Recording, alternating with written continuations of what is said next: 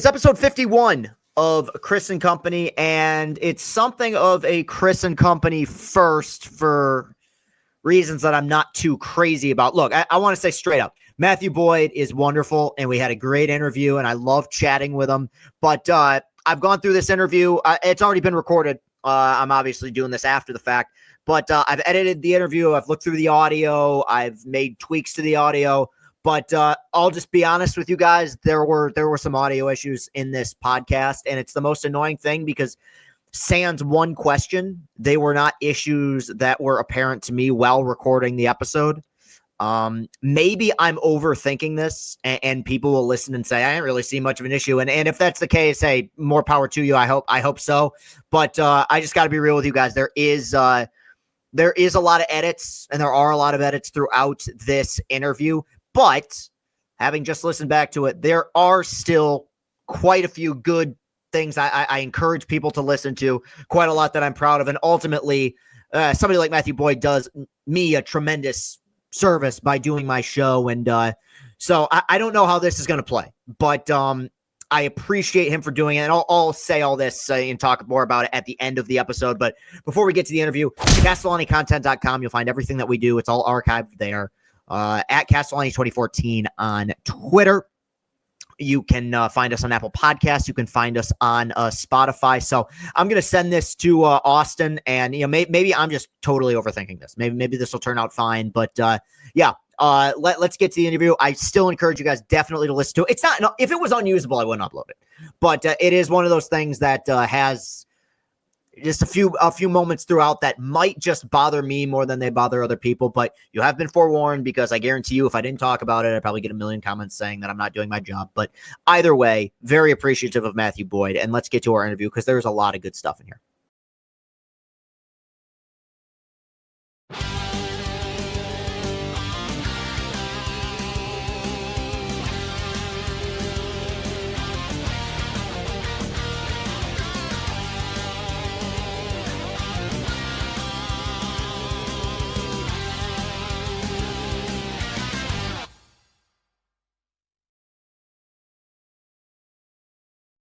Matthew Boyd joining the program today, Chris and Company, episode 51. I feel like this has been a long time coming. And I mean, this is not the first time I've said this to a guest, but time flies, man, because I was doing the research for this interview.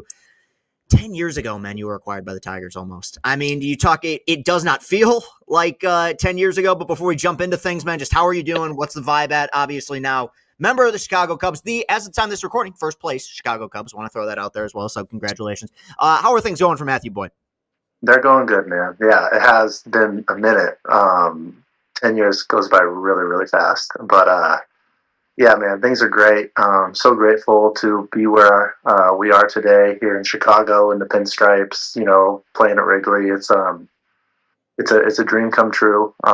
So thankful, and yeah, I can't believe it's like 11th big league season, and that's like you're talking about time flies. It's I'm just really very, very grateful for how things have turned out. Of course, it's been a pretty remarkable journey, and I do want to kind of recap it. But first, I want to start off by asking about what is, up to this point, we're about a month into the season, probably going to be the craziest game of the season in Major League Baseball, which is the game that you guys played against the Diamondbacks last week at home.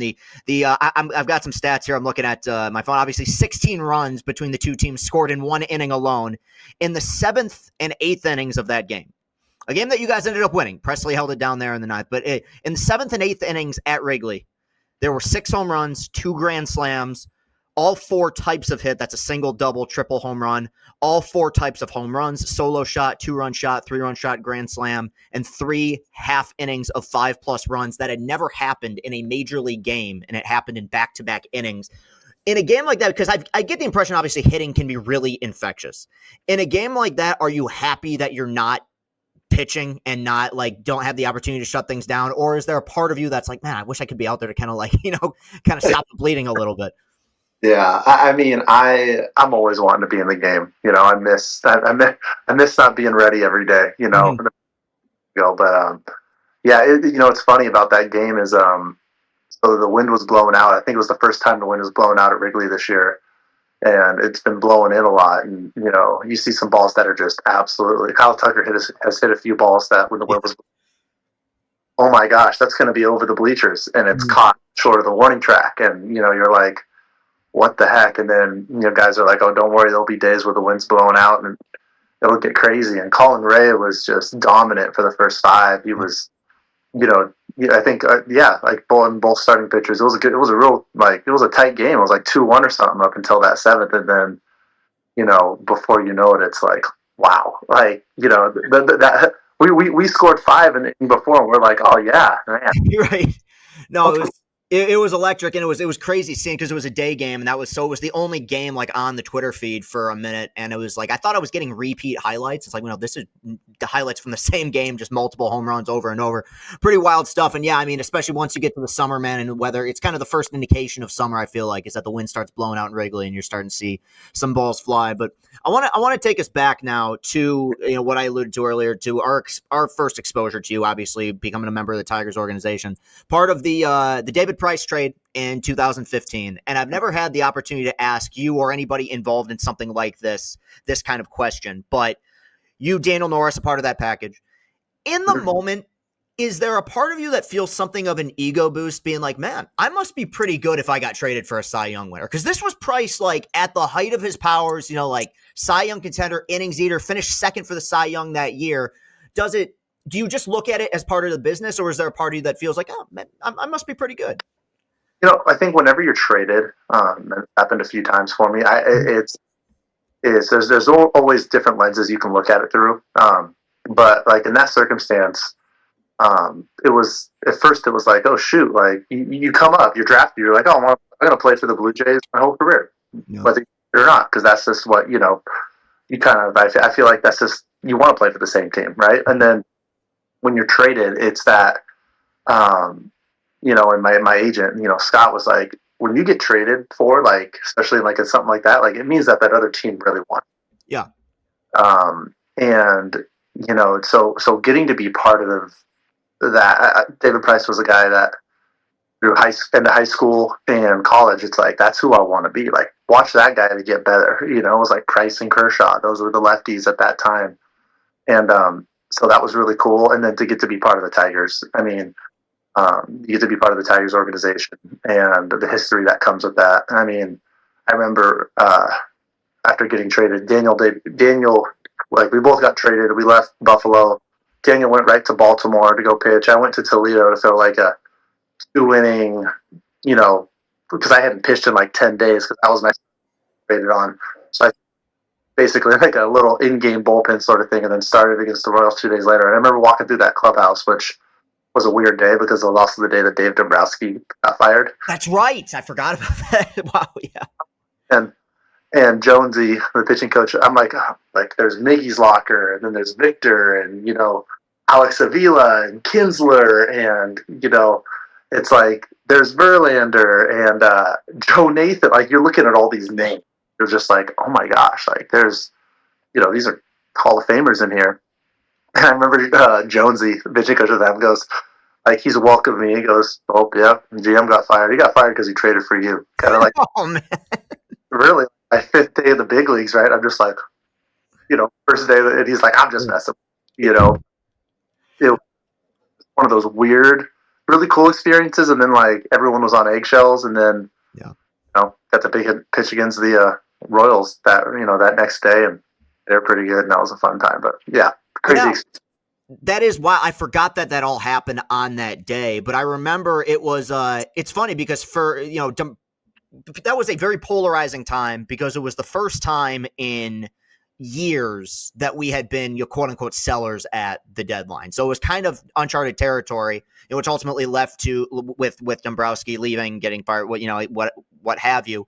But, it was looking like his final move was going to be like the toast of the town, because his final moves were he traded for Michael Fulmer, who ended up winning Rookie of the Year. And then I remember in Dino's first start, he shoved against Baltimore in Camden Yards, a good Baltimore team that year. And then you went up against a team that ultimately goes on to win the World Series in Kansas City, facing Johnny Cueto, who was the big acquisition of that deadline. And you outpitched him. You go 7 innings, 2 earned. You go 7 innings, 1 earned. After a game like that, you get the win. It was a 2-1 victory, so that they needed every frame of that. I mean, it's obviously got to be humbling to be able to go up against a pitcher of Cueto's caliber and beat him. But was there a part of you that coming off of a start like that thinks like, oh, maybe this isn't as difficult as I expect it to be. Maybe the learning curve isn't going to be as tough because, like, you pitched great. No, not at all. Because if you look at the stat line and look at the start before that in Toronto, I didn't get an out. Yeah, it was one of the worst starts in Major League Baseball history, and I can tell you like all 20 some pitches of that game. I think I went against the Red Sox, didn't get an out, and I got 7 runs, 6 runs, something like that. Last hitter was Pablo Sandoval. He hit an infield single, and you knew it wasn't your day when Pablo Sandoval's hitting infield singles off you. And it was like, I just remember getting the first out against Escobar against that, like, because I was nervous. It was my second start in the big leagues. That one that was horrible in Toronto, and then I come over to Detroit. I'm traded for, and it was like, it was a huge. The first fly out to center field from Alcides Escobar, like on the second. yeah. We'll do this, and then it starts rolling, right? But like those guys on those teams made me feel so comfortable. They were awesome veterans. Like those teams were really talented teams, and we didn't do what we wanted to do on those teams. We had talent to win it all, but talent isn't everything in baseball, right? There's so many aspects to it, and to a team and a winning combination, right? And but those guys. In that clubhouse from veterans like Verlander in that first year, and then Zimmerman and Pelfrey and Anibal Sanchez, and then you go on and Francisco Rodriguez, and you're talking about on the offensive side of Miggy and Victor and Kinsler. Like those guys really took care of me, and they showed me how to be a pro, showed you how to go about your business, and they were really fun teams to be a part of. I'm really honored to call all those guys my teammates. Yeah, I'm looking at the Baseball Reference right now, and you talk about baptism by fire, man. I'm looking at that start against Boston. Mookie Betts, Brock Holt, Xander Bogaerts, David Ortiz, Hanley Ramirez, Pablo Sandoval, Mike Napoli. That's tough, man. That's a murderer's row right there. That's 2 Hall of Famers, and they're pretty much everybody else at least made an all-star team, so yeah. I remember I went 2-0 heater to David Ortiz after going trying to go back foot slider to Mookie, and he hit a line drive to left, and I was like, and I knew Mookie and Xander because I played them in the minors coming up. I knew how good they were. Xander hit one back at my face, I think maybe first pitch. I went 2-0 to David Ortiz, and I held my own in my debut against a really good Rangers lineup that I think won less that. Yeah, they did. But I remember I went 2-0 to David Ortiz, and in the box, it was right on the corner. He goes backside, opposite field, off the foul pole, and I just went like, that was supposed to be my safe pitch. That's what they tell you since Little League. Just go down and away, and no bad things happen there. He'll hit a single. Nope. But yeah, good team. For sure. Good learning experience, too. As much as it sucked in the moment, good learning experience. Yeah, I mean, you only get better facing guys like that. I mean, it's a unique thing. But, as in your time in Detroit, I think that it was an interesting kind of experience that you had that I feel like not many other people that played in that era had, which is you came here at a point in which expectations were still high. There was still this kind of belief of like, hey, let's, like 2016, you guys were all in. You bring in K-Rod, you bring in, several veterans. Verlander has his resurgent campaign, finished second for the Cy Young. And then after that season, especially kind of the midpoint of the 2017 season, the trajectory of the organization changed. And we started hearing words like, rebuild and selling and trades. And this was all stuff that, we hear about as fans. But when you're in the middle of it as a player, and obviously you're trying to do everything you can to make sure that you're making the start every fifth day and, just taking the ball, how cognizant are you of what's going on and kind of where the organization is at during what was kind of a fragile period for Detroit Tiger baseball? Yeah. I'll say this, every one of my teammates that I played with from the beginning of the Tigers tenure to the end, and everyone, I played around so many good people and good teammates, right? Regardless of skill level or how good our team was, everyone was awesome, and coaches too. And baseball's a business. So who like I don't whether I agree or don't agree really doesn't matter. But as a player, it's really you're always trying to understand what you expect of yourself, regardless of the circumstance. Right? Like when I take the ball on my next start, I know what I'm going to do. I don't know if the wind's blowing in or out, if it's going to rain, what the lineup's going to be, how I'm going to feel, but I know what I expect of myself when the ball's in my hand, and I'm going to go do that and give it everything I got, right? And be 100% committed to that. It's hard when you're a young player and everyone around you and the media and everyone's talking about like, oh, there's no expectation to win. Yeah. Like, it's not how I've been raised. Mm-hmm. Like, part of my ass, like I'm going to go out there and try to win. I don't care. We can't through you. I'm going to go out there. And this is the big leagues, and there's it's just on those. It's hard. It's hard. Good people, great things, but like, everything that comes with the rebuild from, guys trying new positions and guys coming up and guys getting traded and new guys coming up and trying to find if this guy's going to be part of the future or not part of the future, and there's just a lot of things that are different, and so I think that like the challenge in those times was like, okay, cool, like this is what's happening. Like, hey, I might get traded. Hey, I might not get traded. Oh, so and so might get traded. He might not get traded. But those are the times that I know that like you focus on what you can do. There's lots of things going on, but I know what I expect of myself, and that's what I'm going to do. Is it hard to maintain, like, I feel like I probably overuse the term vibe, but is it difficult to maintain a positive vibe in a clubhouse when you're seeing all-star, even in some instances, Hall of Fame caliber players be traded during a season?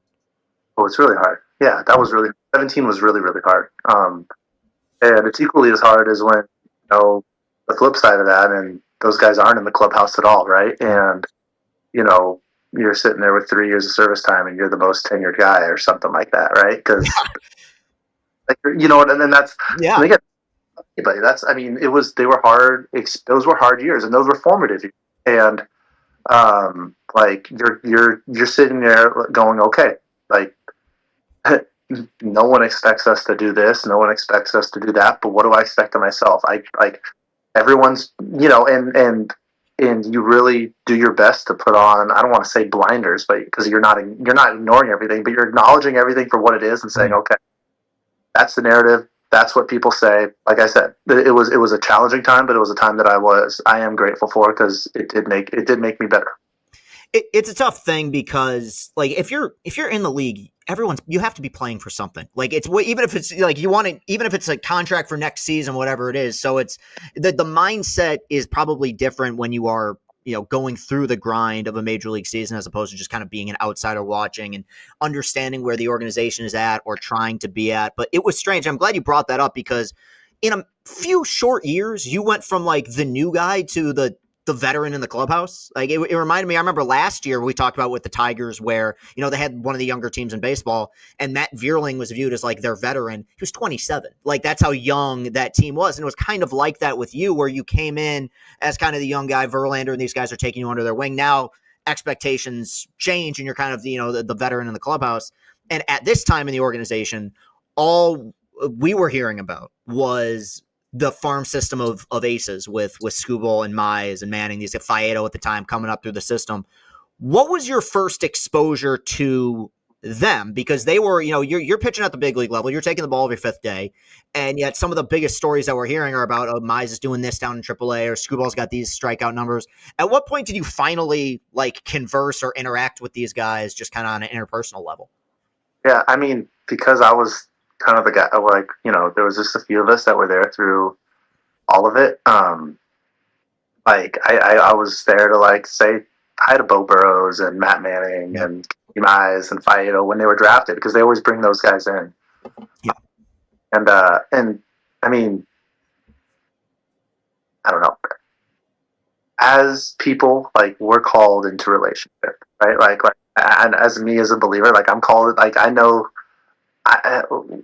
relationship is everything, right? Mm-hmm. Like whether there's nothing, and there shouldn't be anything transactional about it. Like it's just about caring for one another. So, you create these relationships over time, and you go, man, it'd be really fun to share a field with these guys because they're obviously very talented, and they create lifelong friendships from that point forward, right? So as they all started to come into the organization, it's like, it's you make these friendships, and you go, maybe I will be here, maybe I won't be, but you create these friendships, and then I got the chance to share a field with like almost all those guys mentioned, and like they become your teammates for multiple years, and you're like, oh man, it's really cool. But it's always interesting when you get to meet young guys. It's fun, when you're fresh out of college because you remember what it is. Yep.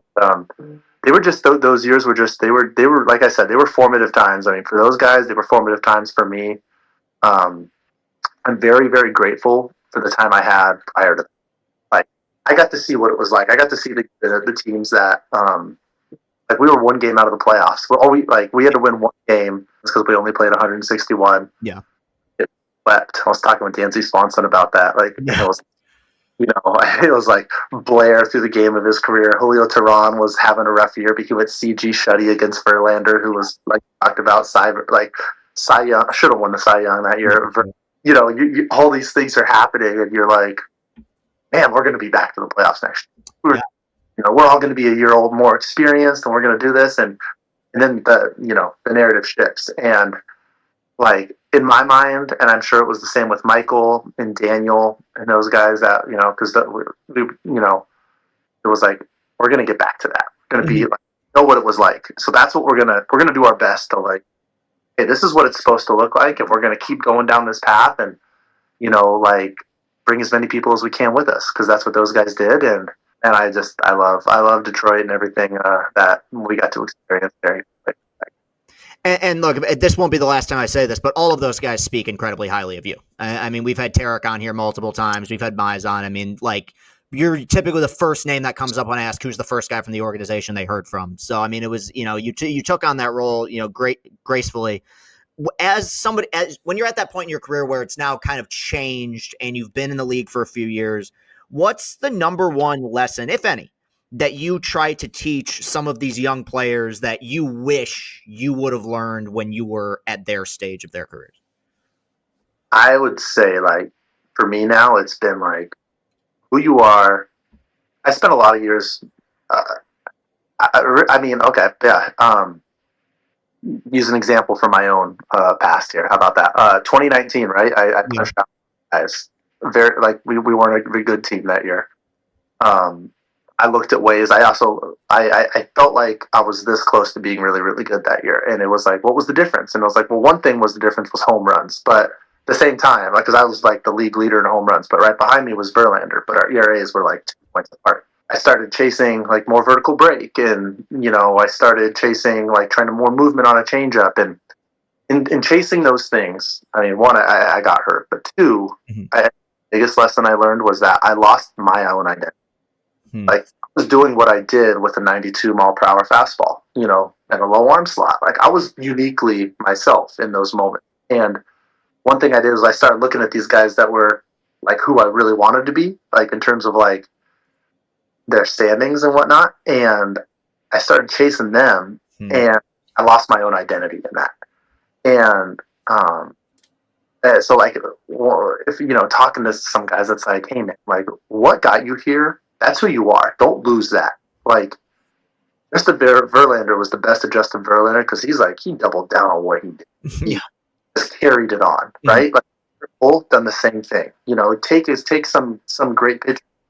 How many guys probably tried to change Chris Sale over the years? Yeah. Like, is uniquely him. And, like, you can be great by being the best version of yourself. And, you're doing a real disservice when you try to like just go copy and paste it, right? So I mean, that would be like that's kind of been something for me that I've started to learn over the years. Like, man, go be you. It's really interesting insight, and I think especially in baseball with pitchers, I think imposter syndrome can be a very like easy thing to fall into. Where like nowadays, every top prospect's throwing 100 with high spin rate, and you would probably say to yourself, "Well, I want to throw 100, or I want to do what that guy does." And it's like ultimately, the name of the game is getting outs any way you can and doing it, in your own identity. I mean, the year you got traded, the guy who in 15, the guy who won the Cy Young was Keuchel, who was just this ground ball like topping out at like 92 mile per hour, pitcher who was just getting a bunch of ground balls and a bunch of fly balls at Houston. You never know. So, and then you brought up that 2019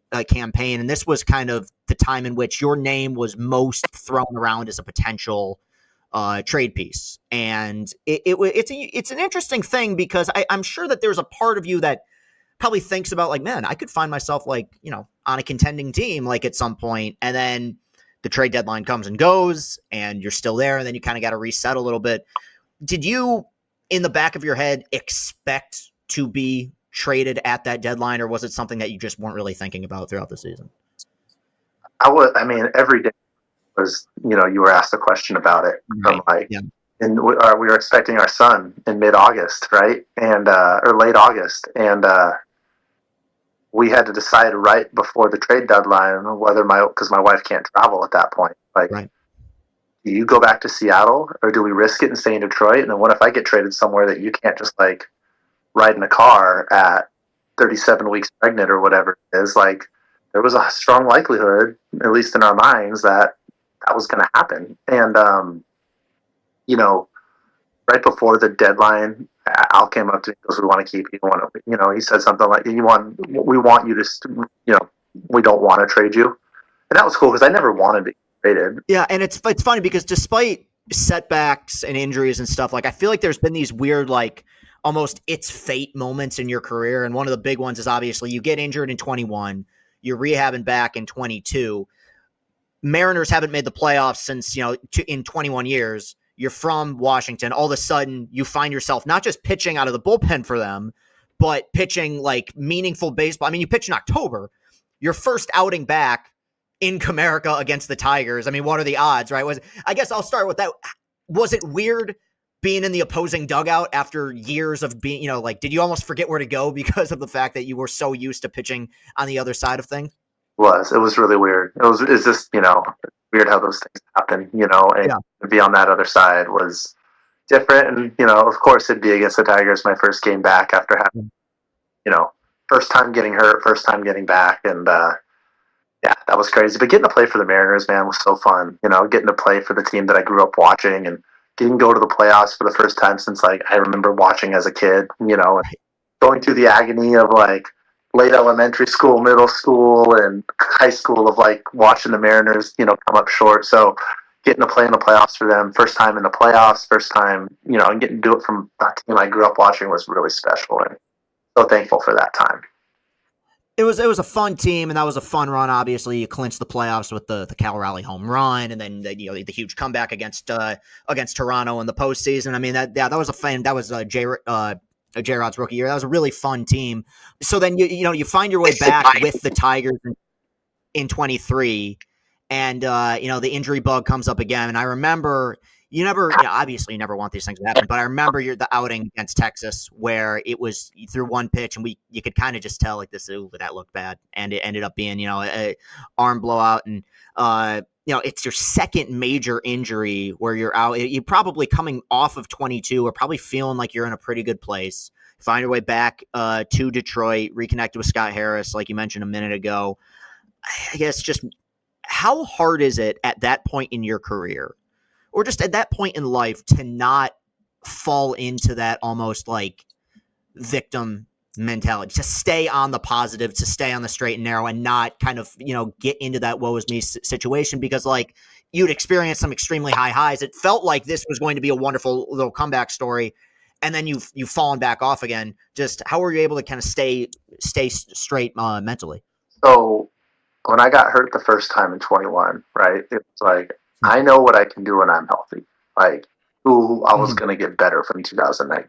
And that, because 2019 was like, really it was awesome. Like, it stunk to lose that many games, but like, it was a year that was like, cool. I know what I can do in the big leagues. My stuff works here, and I went down that path I mentioned earlier.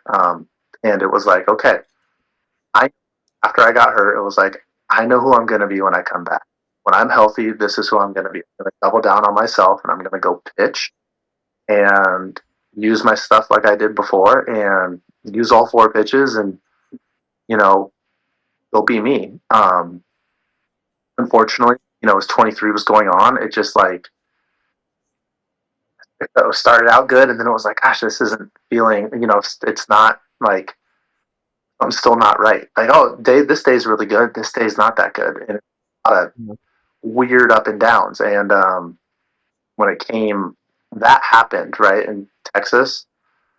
I remember seeing Dr. Meister because he was obviously he did my first surgery. He covers the Rangers, and it was like I saw him, and after he told me the news, you know, that next morning, I was like, "How fast can you get me on the table?" Because that's one day sooner I can get to be back. Because I know when I'm healthy, I know who I'm gonna. So, um, never really. I mean, the woe is me side never really crossed. I guess, but it was more okay. This is my assignment right now. Like rehab this. Whatever was going on before, like maybe we didn't catch the whole issue, maybe we didn't, but like maybe we did, maybe we didn't. Doesn't really need to be explained. This is where I'm at now. But I know that and then the cool part was a lot of the stuff I'd been feeling was instantly gone, like coming out of surgery. Like within the Hmm. first few days, it was like, oh, I feel good again. Like this is awesome. Okay, let's go. Like whatever this rehab length is going to take, I'm going to attack it because I know who I'm going to be when that ball's in my hand and time comes. And I'm really thankful for that. You know, I'm a product of the people around me, and I'm so grateful for Fett and Robin Lund and Duncan Evans, the PT, and Ryan, the trainer in Detroit that came around me in those months of July and August to September, and even into the off season as a free agent, and picking Robin and Fett's brains about mechanical adjustments and stuff to do, like even without a ball in your hand, and like those guys really helped me out and set me on a path for success, going forward. And I'm grateful for all those guys. They uh, it was like, here, this is my, like, I'm a big thing of like, hey, like this is like what's my assignment today? Like I know what I'm supposed to do at the field. I know what I'm supposed to do as a person, like, and I know why I'm playing baseball right now. Like there's clear reasons, right? And it's not just a win, right? It's the relationships that you're around. It's pouring into people. It's being there, being present. And I'm a product of the people that were doing that for me. Yeah. Yeah. And I'm glad you bring up Chris Fetter and Robin Lund. And I don't know, obviously you've been, focusing on your own game, but those guys have become like folk heroes in Detroit now, like with the job that they've done with the pitching department and everything. So it's like, it's not surprising to hear about the influence that they have had and continue to have. I remember hearing that you had been acquired by the Guardians, which was I immediately had two thoughts. One is, of course, he landed in our division. Now, I didn't know that we were going to go 33-11 and face you guys in the playoffs, but at the time. And my second thing was, this is a great spot for him because Cleveland has always done a very good job with their pitching and their starting pitching and really in the position you were in at that time, or the team was in. They kind of needed those innings from you, in the latter part of the campaign. And all of a sudden, you find yourself starting Game 5 against a friend. You're going up against Tarek. Yeah, and it's again one of those like kind of destiny fate situations. There's so many like unwritten rules of baseball when it comes to pitchers, and when you talk to them, when you don't, when guys are locked in. Do you text Tarek before a game like that and be like, dude, we're actually facing off? Or is it one of those things where like, hey man, I love you, but I'll talk to you after the game? he texted me a few days before, like when the Tigers beat the Astros, he's like, hey, you game too? And I didn't know, a lot of things were up in the air because down the stretch, I think the rotation was very much in flux, right? Like Ben Lively and Tanner just posted every start, and Gavin Williams was coming back from injury, and he was doing his thing, and I was in the mix there, and guys were coming up and down. So like we had the best bullpen ever, whatever role I'm going to be asked, and it's Tarek right when they went, hey, you got game 2, don't you?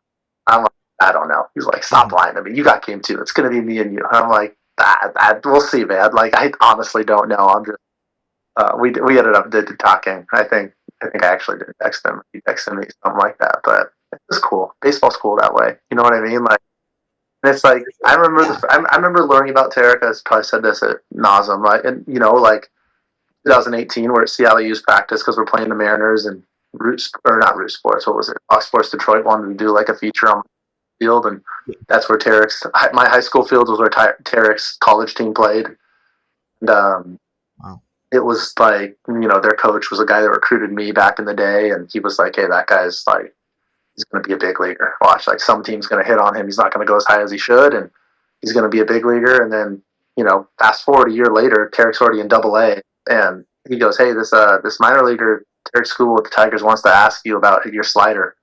I was like, "Yeah, sure." Like, he's an awesome guy. And guy calls me 5 minutes later and just right into it. "Hey, how do you throw this thing? What's your mentality?" And I was like, "Man, I wish I had the balls to call a big leaguer when I was in Double A my first full season." And like it's so like to fast forward, right, to get to be in those situations and to play against each other.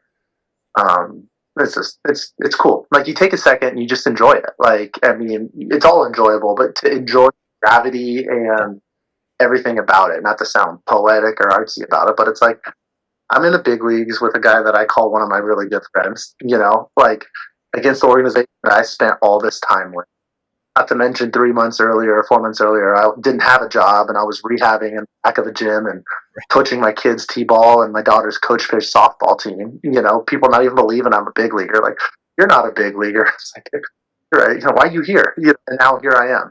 Like, I'm pitching in the playoffs. The funniest part was, like, Cleveland shares a staircase from the bullpen, so we're warming up to each other, and like naturally we go up at the same time. And Raj is just being a dork, like, just the whole time, like "Get out of the way, old man," and stuff like that,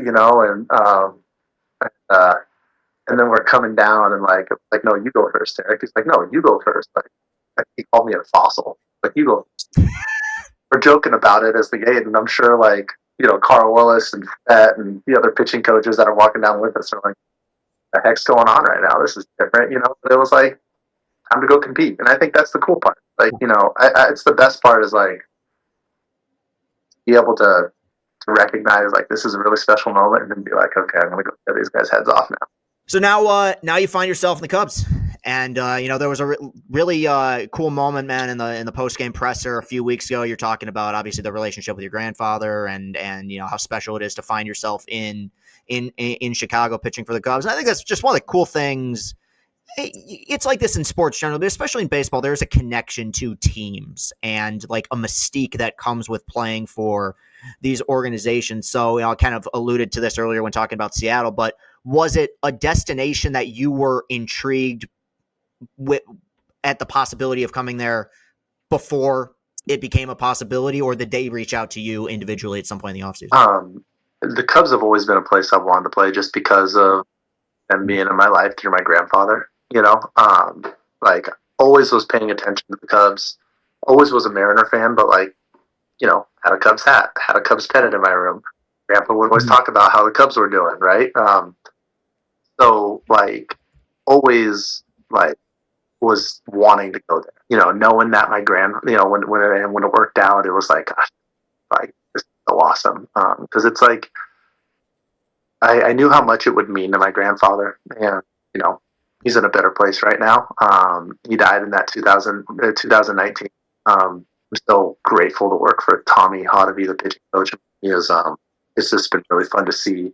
Like, I feel like really be able to get more out of me in my delivery, and just mentality wise, and talking about attacking hitters, and playing for Craig Counsell is amazing. Like, what he did in Milwaukee was amazing. You see why he was like he had the success he did there, and this ball club is just so talented top to bottom. So a really cool team to be a part of. I'm excited to see what we do. Last thing here, obviously, when you were in Detroit, and this has continued, you and your wife doing the Kingdom Home Foundation, which you obviously an incredible thing to put an end to child sex slavery. That's still been evolving. I was just on the website a minute ago. I don't know if it's updates, but is it I guess how proud are you of the way that has grown? Because I remember you were in Detroit when that was announced, and I've seen it be promoted pretty much at every stop that you've been to up to this point. What's the future looking like for that? Anything new? Yeah, well, it's cool. I mean, it's crazy that Kingdom Home's 7 years old now, and God bless my wife Ashley. Like, she's amazing. She's parent of four, half a part time parent, or a solo parent half the time because of letting me chase my dreams, right? And she's chasing hers. This was her. She's the one who exposed me to, like, this is an issue and something needs to happen. And she's obviously, like, she got her degree wanting to make a difference in this realm. So it's what she does is running a nonprofit and parenting, homeschooling, and everything in between. She's way cooler than I'll ever be. But some of the kids have like they I don't want to say graduated, but like they've started to move on. The government and is deemed like they're in safe position, safe like circumstances now, and that's allowed Kingdom Home to go out and find reach new children who are at risk and children that need to be in safe spots and whatnot. So that's really been cool because it hasn't happened in a while, right? We've been there's and so it's really cool to see Kingdom Home grow in that sense. Like, wow, this is it's another generation to make an impact in. So it's really cool, amazing. The real heroes though are those house parents, day in and day out, pouring into those kids. And just grateful for all the support. Michigan has been so special to us, because of that too. We have so many church partnerships out there and so many sponsors around, and we're so thankful for everyone in Michigan that has gotten behind this mission and make a difference in children's lives. Of course. I'm happy to end on that. I just want to add one more thing. First off, I've never heard a bad word about you as a human being, but anybody I've talked to. Like, I think that you were not, I don't think you were always put in the best positions or on the best teams when you were here, and I think you always handled yourself professionally. Secondly, and this is something I don't talk about nearly as much as I used to, but several years ago I was going through a bit of personal crisis, and you reached out and sent me a really thoughtful, kind message that I was when I was reaching out to you to do this, that came back up again, and you're a remarkable human being, dude. You really are. And I even though you don't play here anymore, I will always root for you on a human level, and wish you all the success going forward. I think that you are one of the true gems in this game. And so I appreciate you obviously doing the show, but on a personal level, I appreciate the way that you go about your business and have gone about your business ever since you were acquired here, man. And I hope things go great in Chicago here and great with your family for, forever, truly. So anyway, hopefully we'll have you on again at some point. You guys win the division. Hey, you guys play the Tigers in the World Series. I'll have you on, and we can have a nice discussion about that. But truly, man, just